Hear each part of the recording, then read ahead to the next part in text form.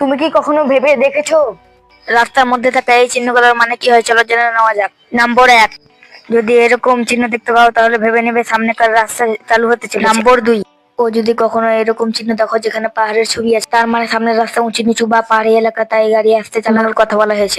নম্বর 3, যদি রাস্তায় এরকম সংখ্যার চিহ্ন দেখতে পাও তাহলে ওই সংখ্যার জোরে গাড়ি চালানো বন্ধ। নম্বর 4, যদি কখনো এরকম চিহ্ন দেখতে পাও তবে সেখানে গাড়ি পার্কিং করা বন্ধ। নম্বর 5, আর যদি কখনো এরকম চিহ্ন দেখতে পাও তাহলে সেখানে মেরামতের কাজ চলছে। নম্বর 6, যদি কখনো জঙ্গলের রাস্তা দিয়ে যাও আর সেখানে এরকম চিহ্ন দেখতে পাও তার মানে সামনে বন্য প্রাণী থাকতে পারে।